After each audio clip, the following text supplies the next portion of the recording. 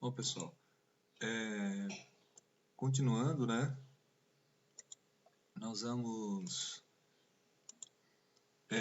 falar sobre um pouquinho mais sobre o motor de indução trifásico, tá? Uma introdução para a gente poder fazer os ensaios, né? Então, na aula anterior, na aula 2, né, a gente viu que a velocidade do campo girante, N1, né, 120 F sobre P, tá? Que alguns autores, em vez de chamar de N1 a velocidade do campo girante, pode também acontecer de chamar de NS, tá? Velocidade síncrona, certo? Aqui o NS que eu estou chamando aqui é velocidade, o S de escorregamento. Já vou falar o que é, tá?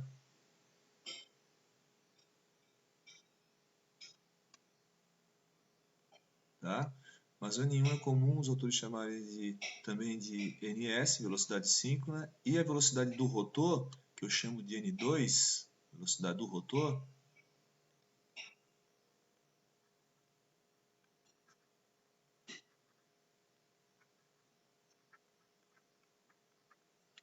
também pode ser chamada daí de NR. Ou o S de estator, velocidade do campo girante do estator, ou velocidade síncrona, e o R, velocidade do rotor, tá? Aqui eu chamo N1 a velocidade do campo girante, certo? E N2 a velocidade do rotor, certo, pessoal? Então, o N1 para mim é a velocidade do campo girante, né? E o N2 é a velocidade com que o rotor gira.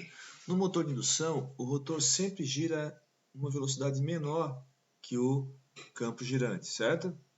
Sempre numa velocidade menor que o campo girante. Então, a gente diz que tem um escorregamento, ou seja, uma diferença de velocidade entre o campo girante, que é a velocidade N1, né, e o rotor.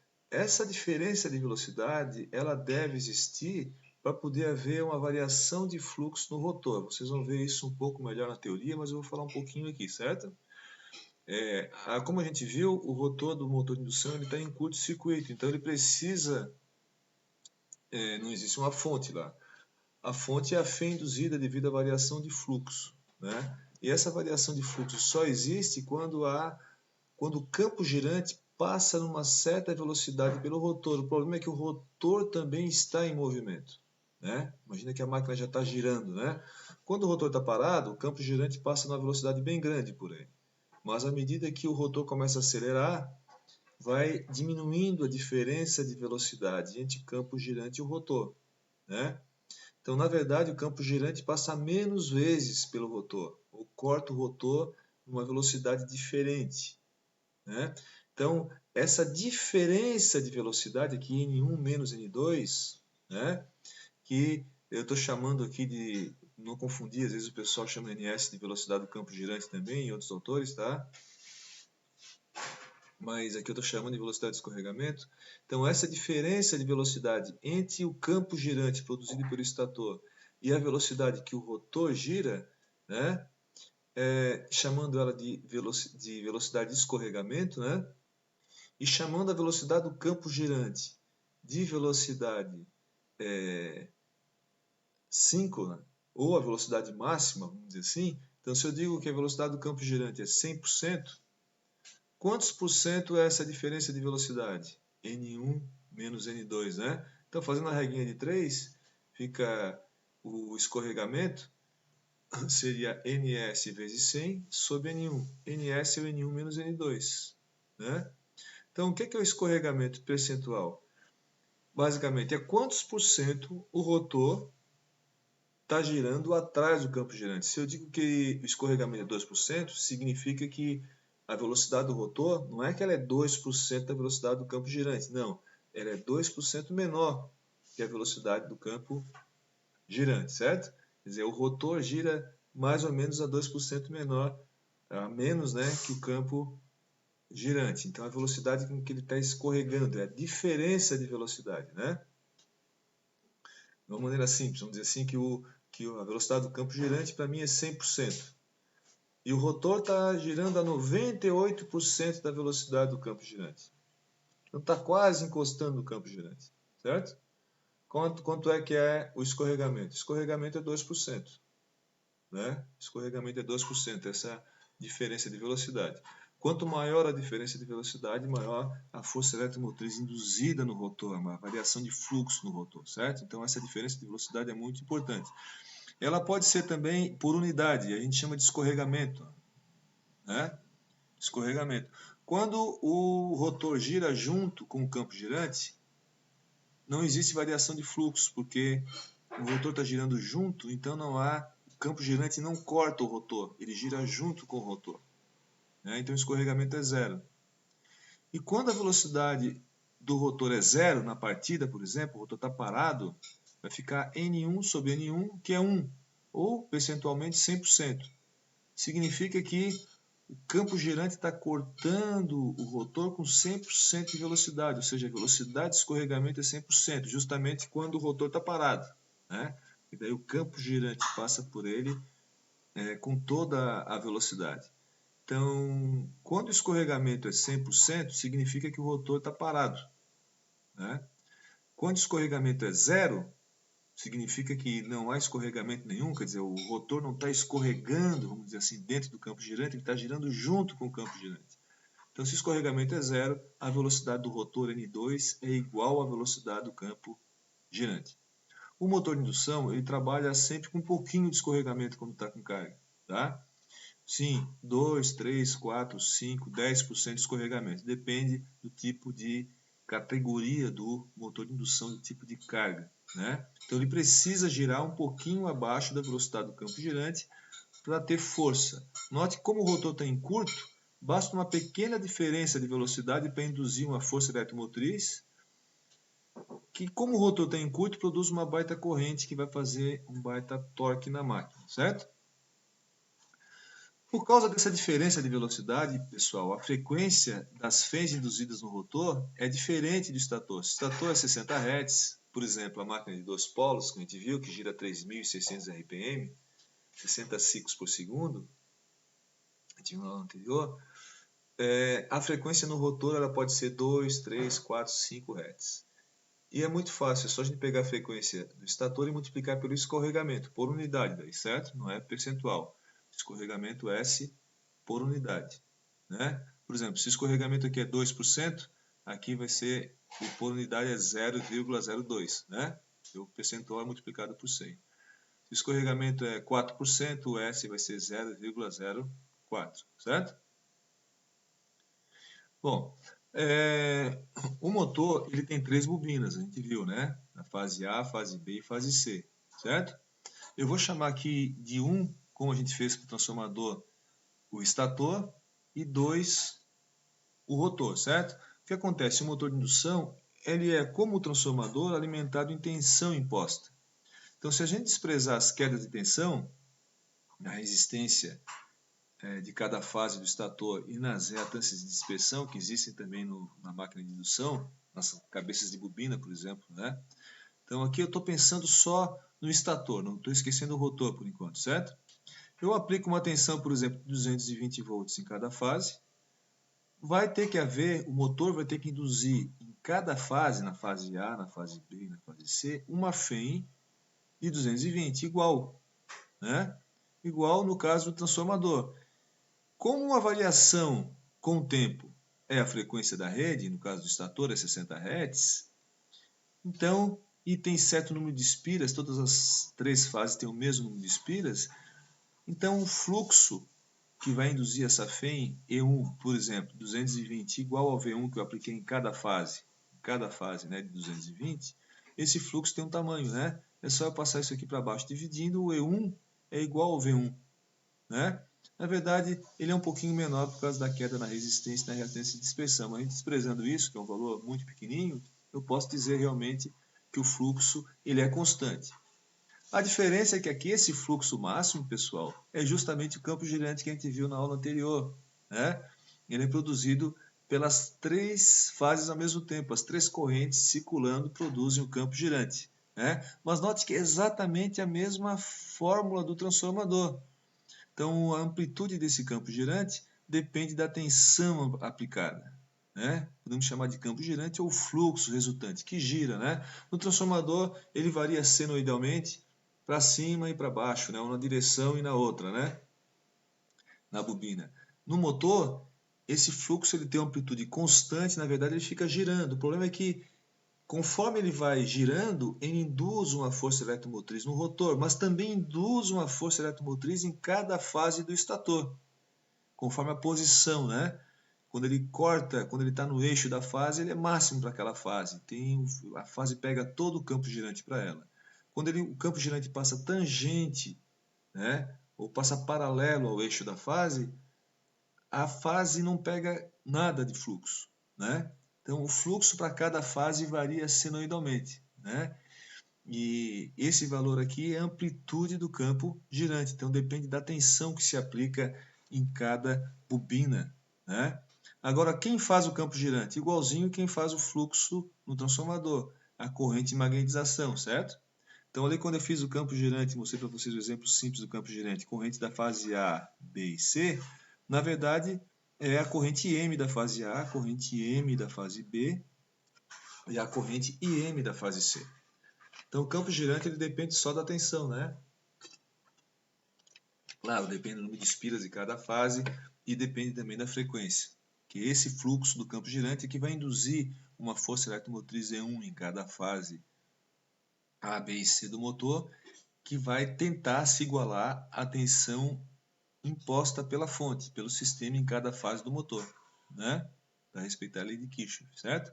Agora, quem faz o campo girante? Quem faz o campo girante são as correntes de magnetização da fase A, B e C. Então, a intensidade do campo girante depende da tensão aplicada. A intensidade da corrente de magnetização M, que produzirá o campo girante, depende do circuito magnético da máquina. Lâminas, entreferro, dentes, ranhuras, etc. Então, aqui tem uma diferença muito grande com o transformador. A gente fez aquela experiência prática no começo. Quando eu alimentava uma bobina, que seria um transformador em vazio, com uma tensão imposta, se o entreferro era muito pequenininho, não existia, a corrente que faz o fluxo, né, ela é muito pequena, a corrente de magnetização. Quando eu começava a aumentar o entreferro, lembra da experiência que a gente fez? A corrente começava a subir, né? Subia muito, né? Então, quando a gente alimenta em tensão alternada imposta, variável, né? O fluxo, o valor dele depende da tensão. O valor do fluxo depende da tensão aplicada, né? A Φ é igual a tensão. Mas quem faz o fluxo são as correntes de magnetização. Nesse caso, são as três correntes de magnetização que fazem o fluxo, que agora é o campo girante, certo? Se o circuito magnético for bom, essas correntes são baixinhas. Se o circuito magnético for ruim, essas correntes são altas. O problema é que para o motor de indução girar, né, ele precisa do entreferro, né? Precisa do entreferro.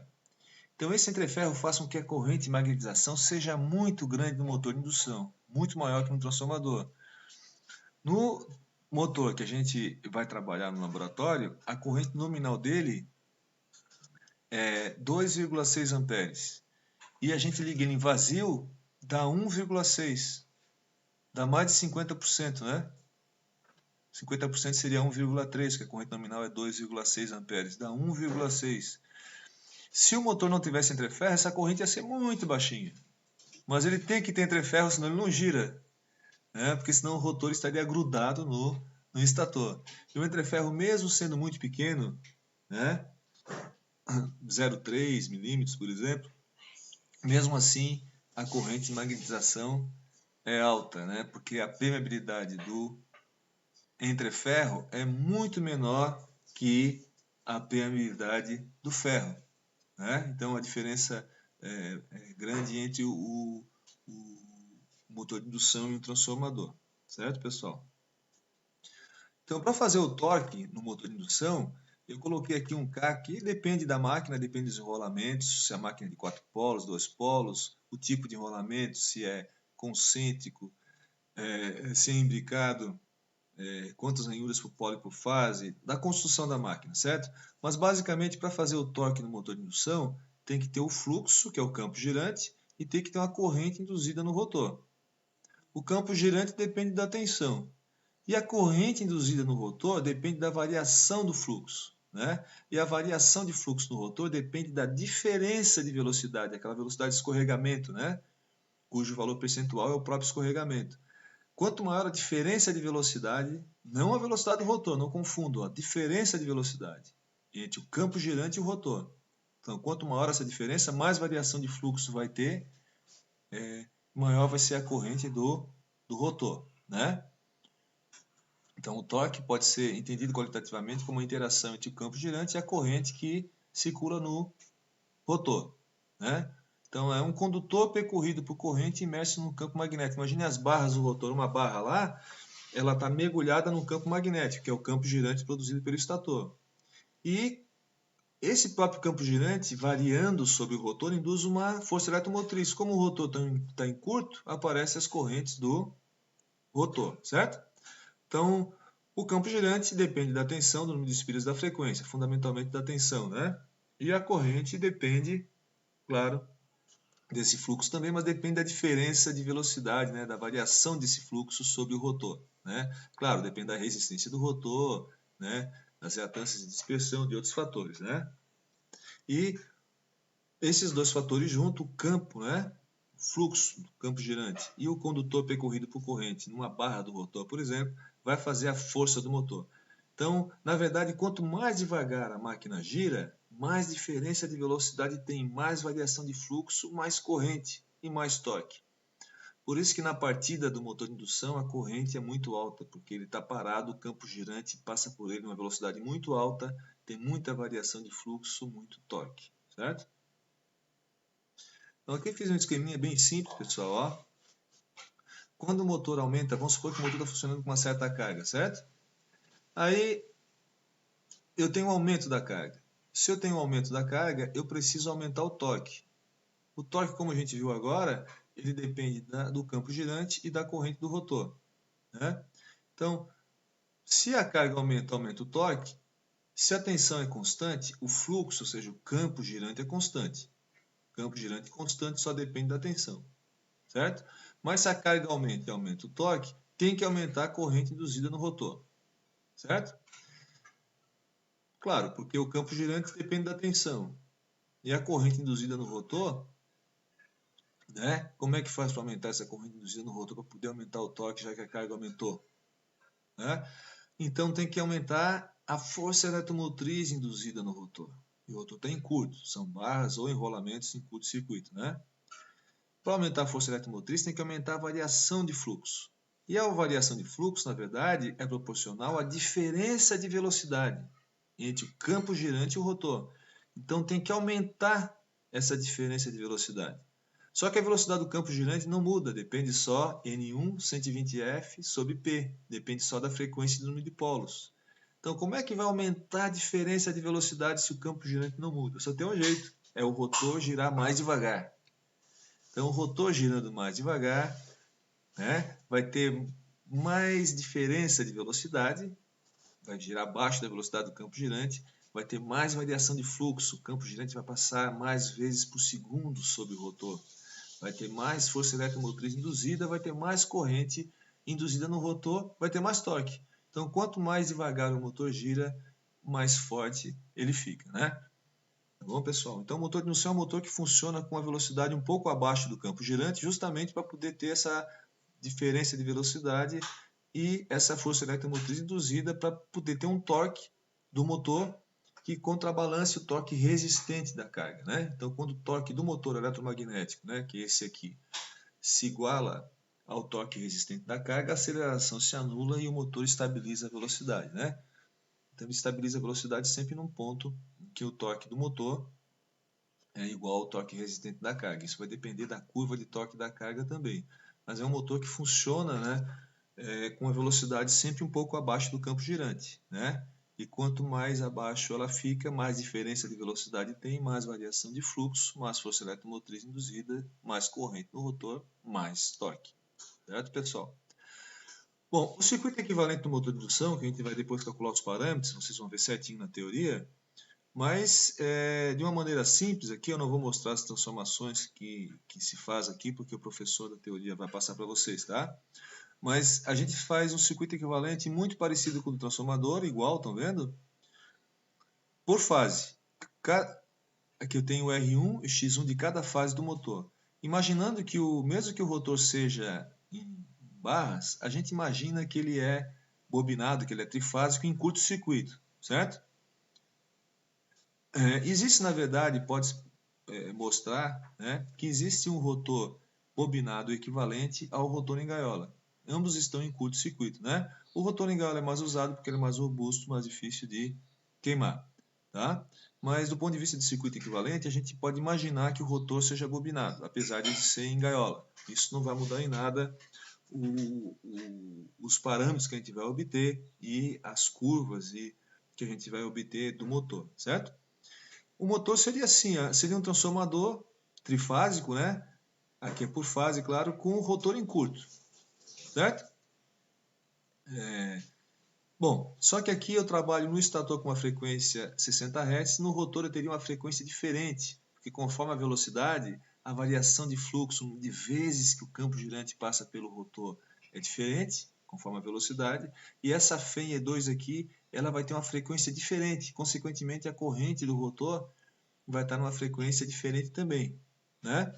Então, vocês vão ver na teoria, mas normalmente o que a gente faz? A gente passa esse circuito aqui da frequência F, o circuito do rotor, né, para uma frequência, para uma frequência FR do rotor, para uma frequência F do estator. Tá? O professor deve mostrar para vocês lá, ele vai mostrar para vocês, né? E a gente acaba chegando num circuito assim, ó, um E2' é uma FEM fictícia, tá? Porque na verdade essa FEM aqui varia, o E2, mas essa E2' é uma FEM que não varia com a frequência, ou seja, ela está na frequência do estator. A reatância ela varia com a frequência também, mas a gente cria uma reatância fixa na frequência de 60 Hz, então é um modelo só, não é o motor real. E o nosso resistor de cada fase do estator, do rotor, desculpem, ele fica dividido pelo escorregamento aqui, tá vendo? Na verdade, se eu calcular a corrente nesse circuito aqui e no circuito real, vamos dizer assim, do motor, vai dar a mesma corrente.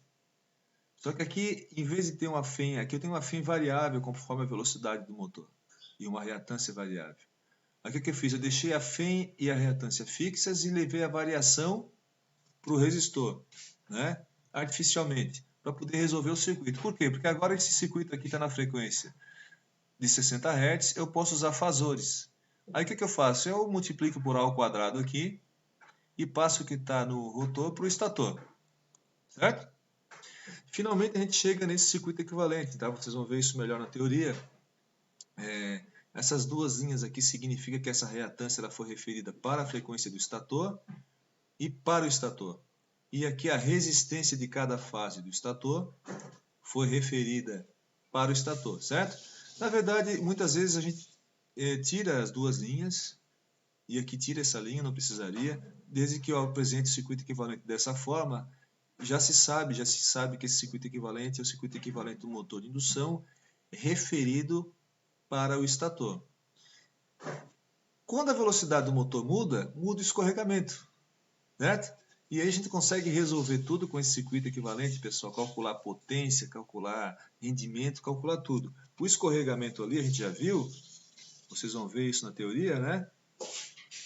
Também é a velocidade do campo girante menos a velocidade do rotor sobre a velocidade do campo girante.